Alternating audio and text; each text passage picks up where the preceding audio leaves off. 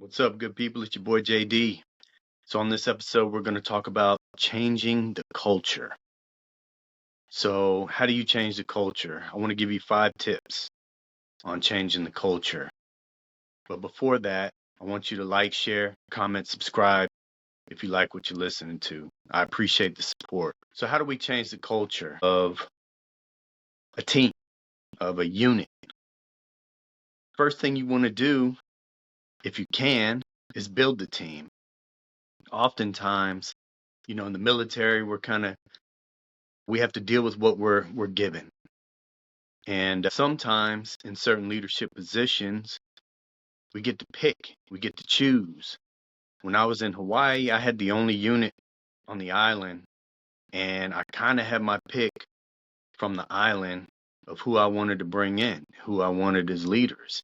And then through that, I went through the process of interviewing, looking at knowledge, skills, and abilities, things like that, and understanding a person's, intellect, what their experience levels were, if they were there just trying to check a block, all those things, make a difference, So when it comes to leading, like we said before, we're leading with authenticity.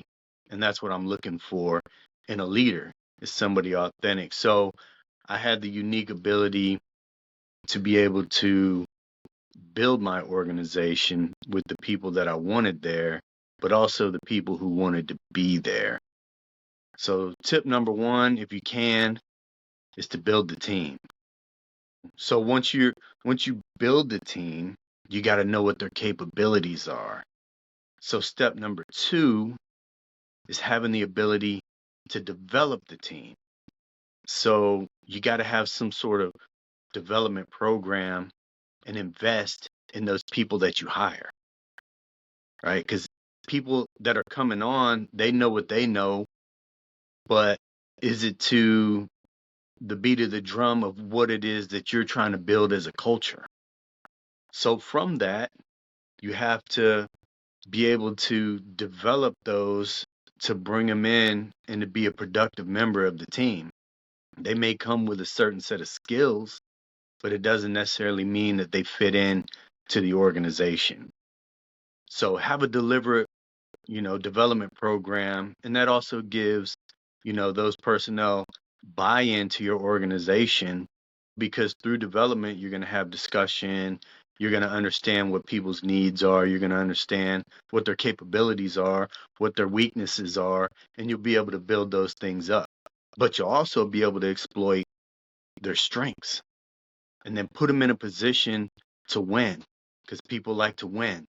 So have a good development model, good development process, and then through that process, you're going to instill that confidence, because now they're a productive member of the team. Once you have your team brought in, once you have them developed, step number 3 is the empowerment of the team. So if you're putting this time and this energy into building a team, now you have to be able to empower that team. You got to let them go forth and be great. You can't restrain them now that you've trained them. They got all this wisdom, all this knowledge.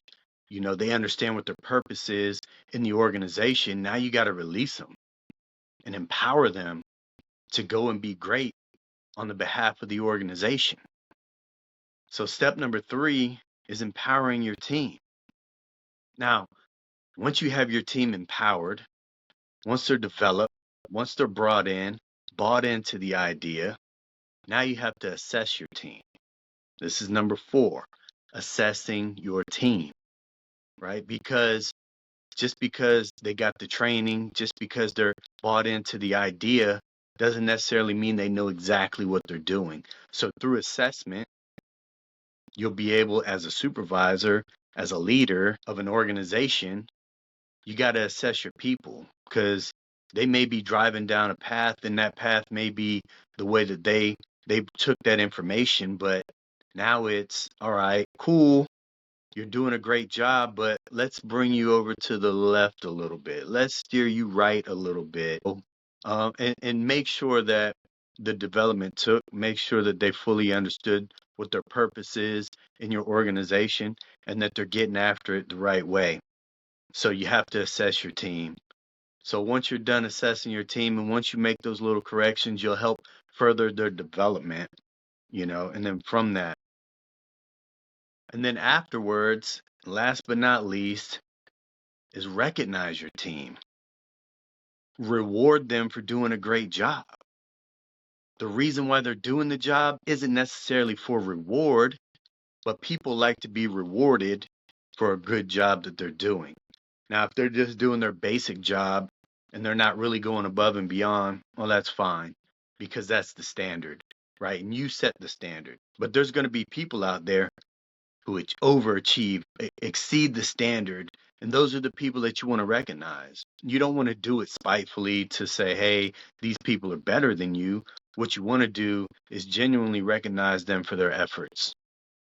Once you're done with that recognition, other people will see that, oh, wow, they actually did this, did that, and they'll start feeding off of each other. And once they're done being recognized, they're going to go back and they're going to revamp and they're going to try and recreate that and do that again. And all that does is that's how the shift in the culture of your organization starts. You brought in these people, you've already vetted them, you've developed these people, you've empowered these people, you've made the assessments that you needed to make on these people. Now you just reward them for the great job that they've done. That's how you start changing the culture of your organization. There's many other things that you can do. I think one of the other things, and this is just a bonus that I'll add to this, but it's be transparent as a leader. Don't hide behind shell games. Don't sit there and not be authentic in that regard. Be as transparent as you could possibly be. Let them know that you're flawed too. Let them know that you need development too. Let them know that their ideas are good and they help the organization. So that leads to innovation and other things that will ultimately help the organization and change the culture and start shifting to a more positive climate. I get a lot of calls, I get a lot of texts and a lot of emails with people and their frustrations of not very productive organizations or not very good leaders in their mix because they don't know how to manage. They don't know how to develop a team, right? And they can't change the culture. So those are my 5 tips to being able to change the culture in your organization. Like I said, there's many more out there, but those are my top 5.